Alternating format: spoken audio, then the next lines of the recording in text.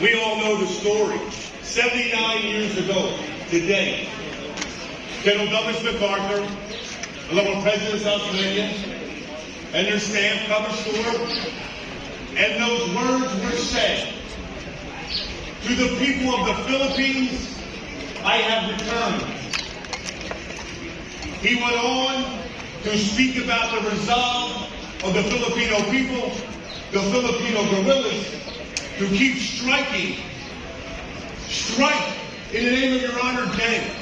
Strike in the name of the Lord. You know, freedom isn't free. The cost of it isn't. We see that in cemeteries all over the Philippines. That is the cost. We must teach our youth what happened here today. Because freedom is only a generation away from being gone. They must understand the service and the sacrifice of the Filipino armed forces, the Allied armed forces, that take place not only here, but in places called Bataan, Corregidor. Those are the places we must teach our youth to know that the cost of freedom isn't free.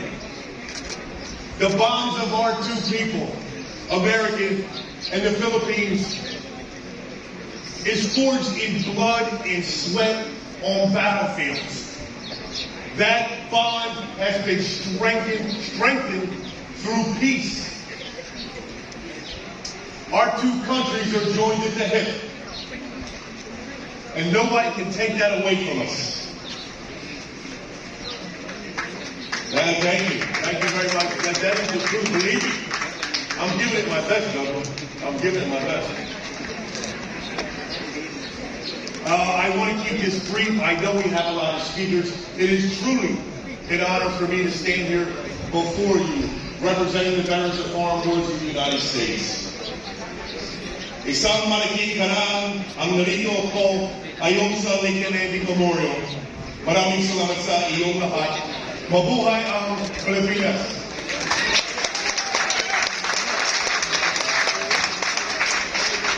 Next, we have Poland, Commodore Ivan Desina, Maritime Advisor, Embassy of the United States of America.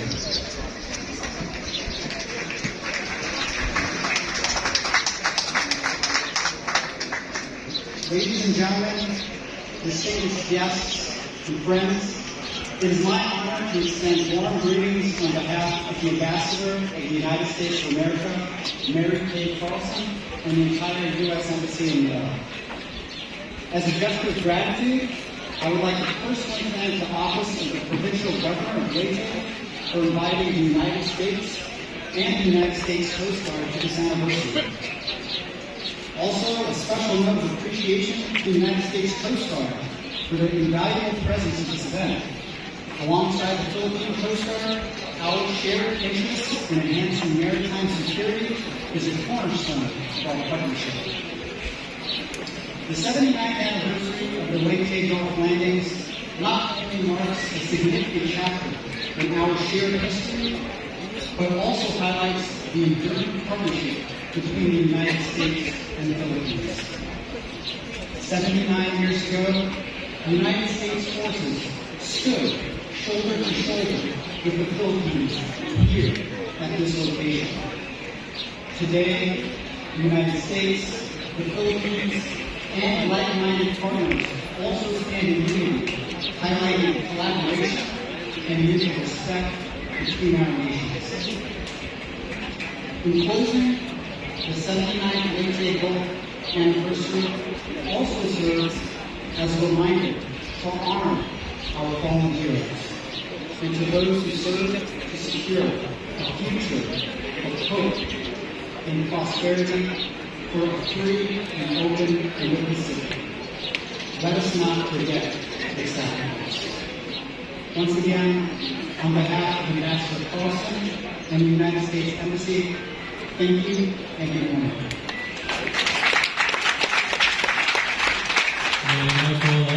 The Minister Hanada Takehiro the Consul General, Embassy of Japan.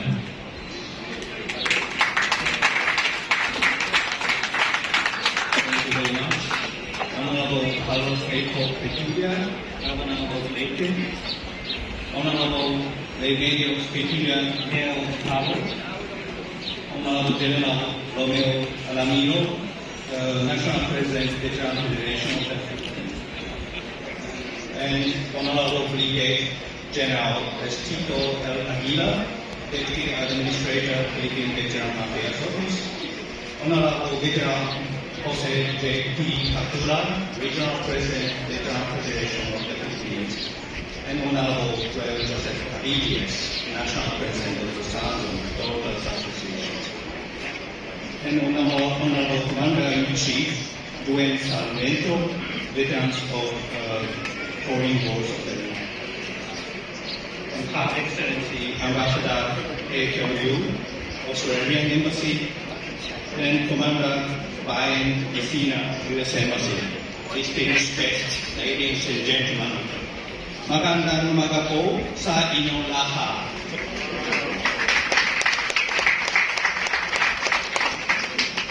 First of all, I'd like to extend my sincere appreciation to Governor Petulia and Mayor Petulia for inviting me to join all of you in solemnly commemorating the heritage of United in 79 years ago.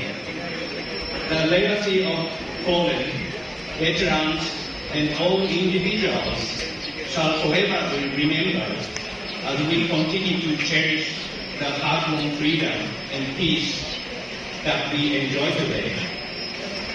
During the Second World War, a significant number of precious lives were lost, including more than 500,000 Japanese, more than 23,000 U.S. soldiers, plus numbers of American citizens, and over 1 million Filipinos. We would like to express our sincere condolences to the spirit of all those fallen and victims of the fierce battle that took place here on this ground, in surrounding ocean, and all over the Philippines. We also would like to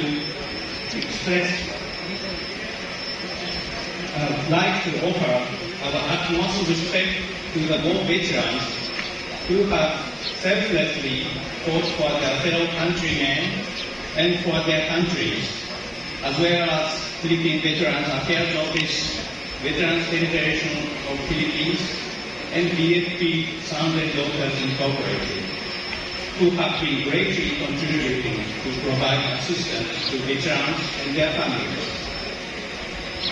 At the same time, we must never forget the immeasurable suffering and sorrow endured by countless innocent individuals, including Filipinos, Japanese descendants, and their families who are caught up in the battle and the ravage of war.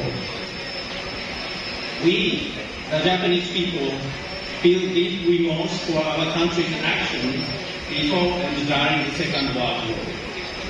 We shall always remember that the peace and prosperity that we enjoy today was established upon the sacrifice of those who gave their last full vision of devotion.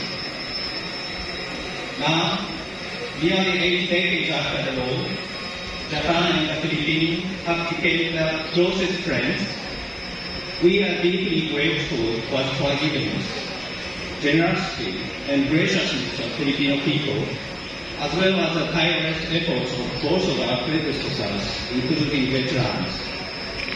Likewise, Japan, the Philippines, the United States, and Australia, once divided by the war, are now mutually trusted democratic partners, tirelessly working towards a common goal to preserve peace and stability in the Indo-Pacific region. On this occasion, I would like to quote a message sent by Prime Minister Kishida in commemoration of the 78th anniversary of the end of the war on August 15th this year. and the 50th anniversary of the establishment of the Japanese voted senator in Hanilaya. The quotation begins. At the inauguration ceremony of this Japanese voted senator in Hanilaya, then President Marcos, the father of the current President Marcos, attended and expressed his desire that this senator should become an eternal symbol of mutual respect between Japan and the Philippines. Subsequently, Japan and the Philippines have cherished their friendship, and based on the special friendship between their citizens and shared value, have entered a strategic partnership, now known as Golden Age. In February of this year, during President Marcos' first visit to Japan since taking office, I had the opportunity to have discussion with him. It reaffirmed my belief that both countries can further enhance their multifaceted relationship to address the demand and challenges of the time. I am committed to promoting ever closer cooperation in all aspects of Japan-Philippine relations, facilitating heart-to-heart dialogue, and working together to advance regional peace and security. Quotation end. Today, when we turn our gaze to the world, the international order that our former generation built with their blood, toil, and tears is now under pressure due to the harsh international security environment.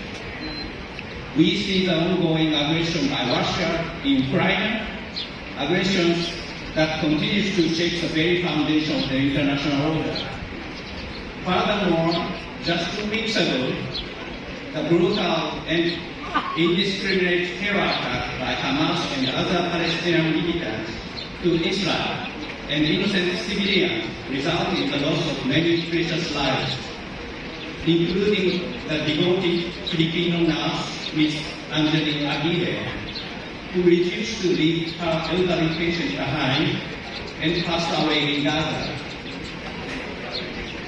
The terror attack by Hamas and other militants is now destabilizing the Middle East. And moreover, the security environment surrounding our countries, including the Indo-Pacific region, is currently the most challenging and complex in the post-war era. It is precise during such time that we must deeply engrave in our hearts the tragedy of war and the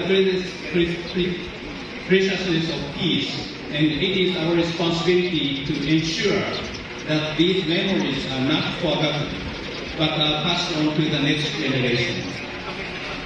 Today, in this sacred site, we gather and act as strategic partners, as well as allies, in preserving peace and prosperity in this region. I believe that this is the best tribute we can offer to the soul of those who passed away in the fighting that took place here in the Philippines. Committed to our shared vision of a free and open Indo-Pacific, we firmly oppose unilateral attempts to change the status quo by force, especially in the East and South China Seas. We cannot allow any military and economic power to undermine the very foundation of the global order and plunge the world into conflict, chaos, and tragedy.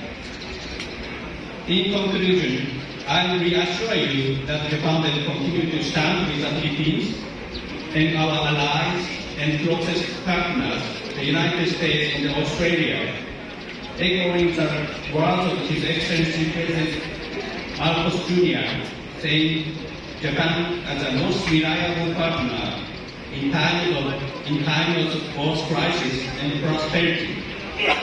We will surely be working hard to live up to the trust of the President Marcos. It is our sincere hope that through our concrete efforts, we will be able to elevate both Japan-Philippine relations and Japan-Philippine, US-Australia relations as well to greater heights. Japan, as the Philippines' top ODA partner, has been closely cooperating with the Philippines not only in the security field but also enhancing better living standards throughout the country, including in the province of Leyte. For instance, Japan has recently completed a grant project for the provision of medical equipment for the rural health unit of Taro. Also in year 2022, Japan, in collaboration with the UNICEF, funds over 400 educational tablets to help young learners in Tacloban City develop their skills in early digital literacy. Further back in 2019, the project for construction of classrooms was launched. It has been already largely contributed to ensuring a safe environment for the local students who were attacked by Typhoon Haiyan in 2013. So, as a close friend, we are always here for you. Lastly, please allow me to once again to express my gratitude and respect to today's host, Honorable Governor and Mayor, both veterans, and long live the friendship between our countries. Maraming salamat po sa iyong lahat.